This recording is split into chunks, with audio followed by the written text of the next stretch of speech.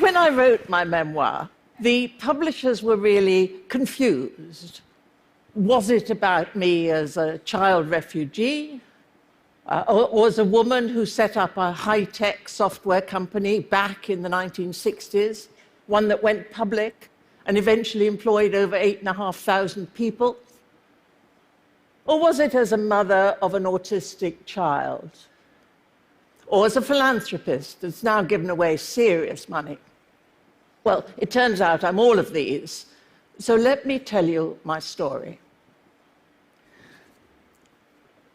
All that I am stems from when I got onto a train in Vienna, part of the Kindertransport that saved nearly 10,000 Jewish children from Nazi Europe. I was 5 years old, clutching the hand of my 9-year-old sister, and had very little idea as to what was going on. What is England, and why am I going there? I am only alive because so long ago I was helped by generous strangers. I was lucky, and doubly lucky to be later reunited with my birth parents. But sadly, I never bonded with them again. But I've done more in the 7 decades since that miserable day when my mother put me on the train than I would ever have dreamed possible. And I love England, my adopted country, with a passion that perhaps only someone who has lost their human rights can feel.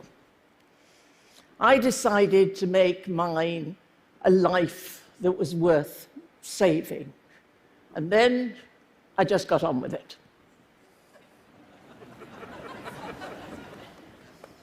Let me take you back to the early 1960s. To get past the gender issues of the time, I set up my own software house, one of the first such startups in Britain, but it was also a company of women, a company for women, an early social business. And people laughed at the very idea because software at that time was given away free with hardware. Nobody would buy software, certainly not from a woman.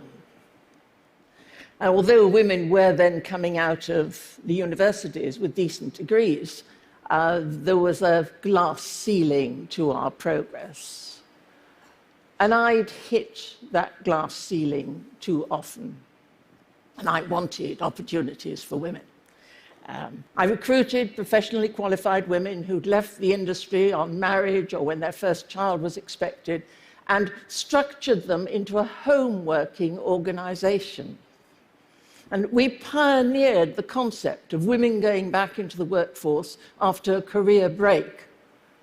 We pioneered all sorts of new flexible work methods, job shares, profit sharing, and eventually co-ownership, when I took a quarter of the company into the hands of the staff at no cost to anyone but me. For years, I was the first woman this or the only woman that. And in those days, I couldn't work on a stock exchange, I couldn't drive a bus or fly an aeroplane. Indeed, I couldn't open a bank account without my husband's permission. My generation of women fought the battles for the right to work and the right for equal pay. Nobody really expected much from people at work or in society because all the expectations then were about home and family responsibilities. And I couldn't really face that, and so started to challenge the conventions of the time, even to the extent of changing my name from Stephanie to Steve in my business development letters, so as to get through the door before anyone realized that he was a she. My company, called Freelance Programmers, and that's precisely what it was, couldn't have started smaller, on the dining room table and financed by the equivalent of $100 in today's terms, and financed really by my labor and by borrowing against the house. My interests were scientific, the market was commercial, things such as payroll, which I found rather boring. So I hit a compromise with operational research work, which had the intellectual challenge that interested me and the commercial value that was valued by the clients. Things like scheduling freight trains, timetabling buses, stock control, lots and lots of stock control. And eventually, the work came in. We disguised the domestic and part-time nature of the staff by offering fixed prices, one of the very first to do so. And who would have guessed that the programming of the black box flight recorder of supersonic Concorde would have been done by a bunch of women working in their own homes?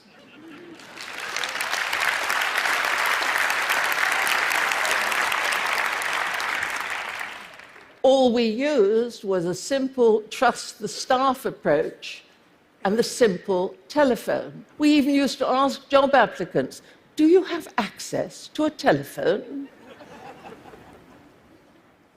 An early project was to develop software standards or management control protocols, and software was and still is maddeningly hard to control activity, so that was enormously valuable. And we used the standards ourselves. We were even paid to update them over the years. And eventually, they were adopted by NATO. Our programmers, remember, only women, including gay and transgender, worked with pencil and paper to develop flowcharts defining each task to be done. And they then wrote code, usually machine code, sometimes binary code, which was then sent by mail to a data center to be punched onto paper tape or card, and then repunched in order to verify it. All this before it ever got near the computer. That was programming in the early 1960s. In 1975, 13 years from startup, equal opportunities legislation came in Britain, and that made it illegal to have our pro-female policies. And as an example of unintended consequences, my female company had to let the men in.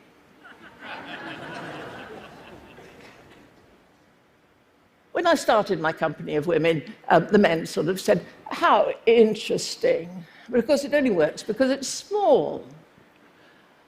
And later, as it became sizable, they sort of accepted, yes, it is sizable now, but of no strategic interest.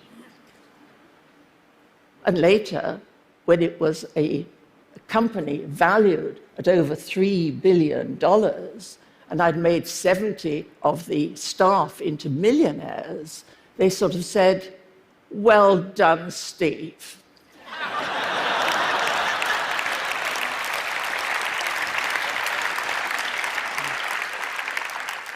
You can always tell ambitious women by the shape of our heads. They're flat on top for being patted patronizingly.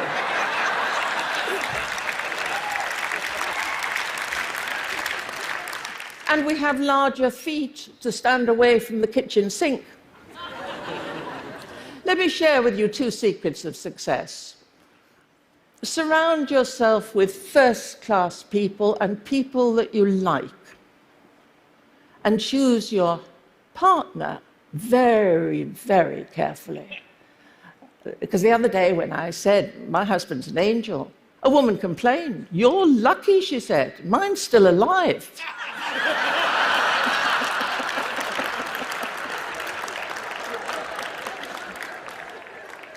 If success were easy, we'd all be millionaires.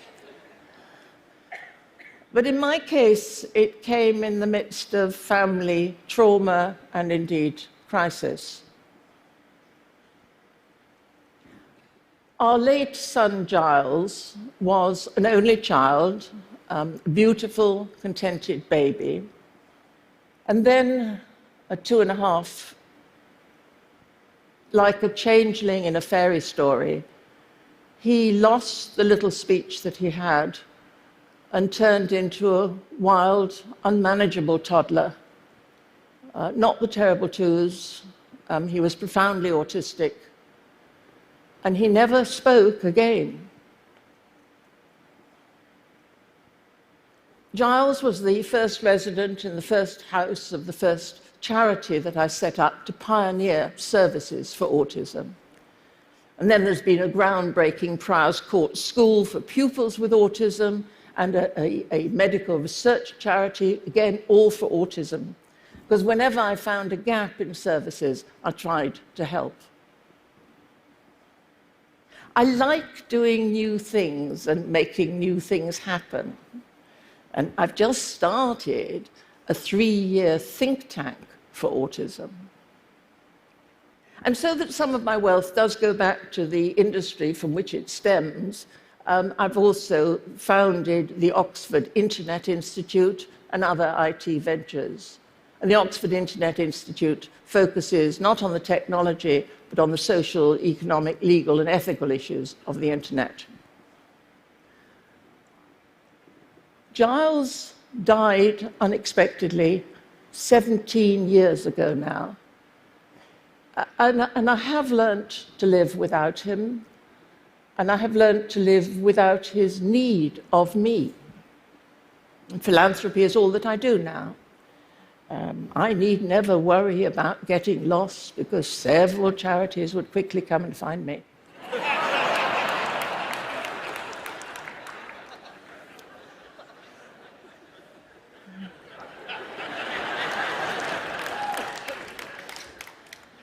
It's one thing to have an idea for an enterprise, but as many people in this room will know, making it happen is a very difficult thing, and it demands really extraordinary energy, self-belief, and determination, the courage to risk family and home, and a 24/7 commitment that borders on the obsessive.